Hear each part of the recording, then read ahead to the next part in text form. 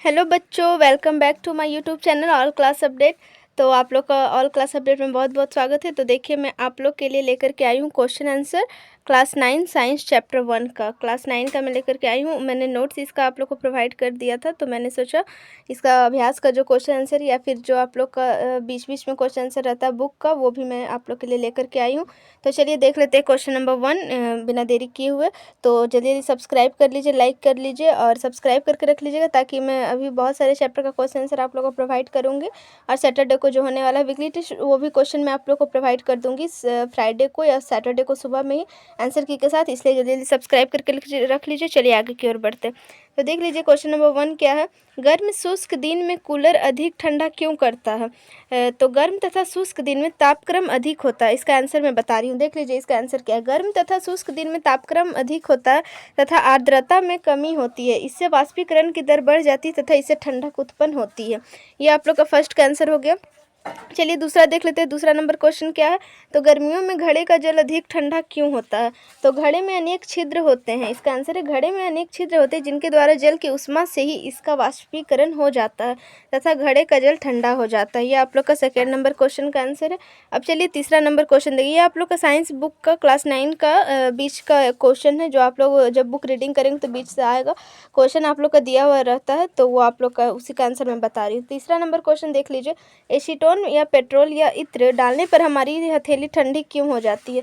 तो इसका right answer देख लीजिए। एसीटोन, पेट्रोल या इत्र डालने पर हमारी हथेली ठंडी हो जाती है क्योंकि एसीटोन या पेट्रोल या इत्र का क्वथनांक कम होता है, जिसके कारण ये हमारी हथेली से ही ऊष्मा प्रदान प्राप्त करके उस वाष्प में बदल जाते हैं, जिससे ठंडक उत्पन्न होती है। ये आप लोग का थर्ड नंबर क्वेश्चन का आंसर हो गया।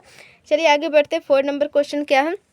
तो देख लीजिए फोर्थ नंबर क्वेश्चन क्या है कि कप की अपेक्षा प्लेट से हम गर्म दूध या चाय जल्दी क्यों पी लेते हैं। तो आप लोग जैसे जानते होंगे, क्योंकि जब कोई प्लेट होता है तो उसमें गर्म चीज़ जल्दी ठंड हो जाती है, इसीलिए, और क्योंकि उसका जो क्षेत्रफल बड़ा होता है।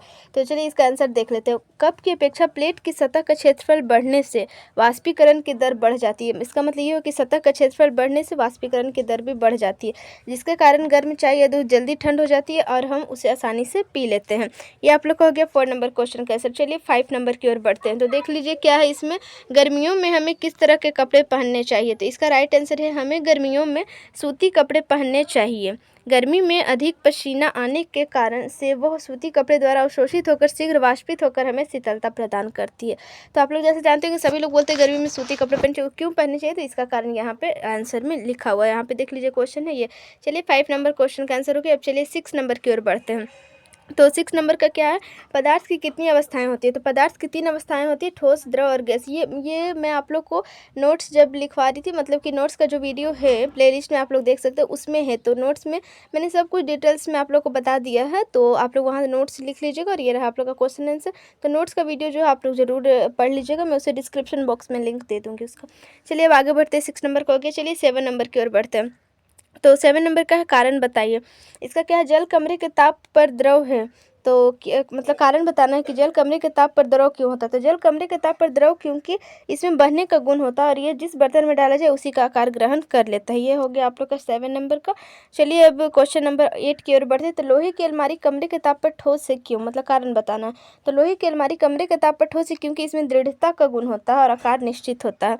तो ये आप लोग को हो गया 8 नंबर क्वेश्चन। अब चलिए 9 नंबर देख लेते हैं। तो निम्नलिखित तापमानों को सेल्सियस इकाई में परिवर्तित करें। तो मैंने उस नोट्स में भी बताया था कि अगर सेल्सियस में चेंज करना होता है, जब केल्विन में दिया हुआ है उसे सेल्सियस में चेंज करना, तो जो केल्विन में दिया हुआ है उसके मान को 273 से माइनस कर देना है। तो आप लोग यहाँ पे देख सकते हैं इसी प्रकार से ये बना हुआ, जैसे 300 केल्विन दिया हुआ है, तो 300 केल्विन में से उसे हमें सेल्सियस में बदलना है, तो उसे 273 से माइनस कर देंगे तो ये बन जाएगा 27 डिग्री सेल्सियस हो जाएगा।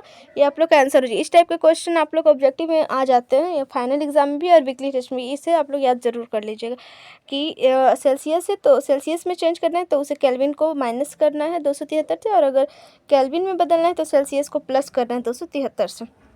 चलिए अब देख लेते हैं उसी का भी नहीं, तो 573 केल्विन है तो उसे भी फिर मैं 273 से माइनस करूँगी तो 300 डिग्री सेल्सियस इस तरह से हो गया आप लोग का। मैंने उससे सेल्सियस में चेंज करी थी। अब देख लेते हैं केल्विन में चेंज करना हो तब मैं क्या करूँगी। तो केल्विन में अगर चेंज करो, मैंने बता दिया सेल्सियस जो दिया हुआ है उसके मान को 273 से ऐड कर देना। तो जैसे 25 डिग्री दिया हुआ तो 25 यहाँ लिख देना, 273 जोड़ देना केल्विन में, मुझे आंसर प्राप्त हो जाएगा।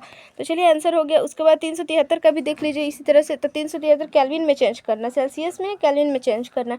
तो जो सेल्सियस में दिया हुआ उससे 273 जोड़ देना, मैंने जोड़ दिया 46 केल्विन, आप लोग का आंसर आ गया। चलिए अब देख लेते हैं, ये बहुत ही इंपॉर्टेंट चीज़ थी इसलिए आप लोग इसे याद रखिएगा। अब चलिए 11 नंबर की ओर बढ़ते हैं। तो 11 नंबर क्या है, निम्नलिखित तापमानों पर जल की भौतिक अवस्था क्या है। तो आप लोग जैसे जानते हैं 0 डिग्री पर सेल्सियस पर वो ठोस होता है जल, जैसे बर्फ़ के रूप में होता। 25 डिग्री सेल्सियस पर द्रव के रूप में होता है। 0 डिग्री पर ठोस मतलब बर्फ़ के रूप में, और 100 डिग्री सेल्सियस में गैस मतलब वाष्प के रूप में वो बन जाता है।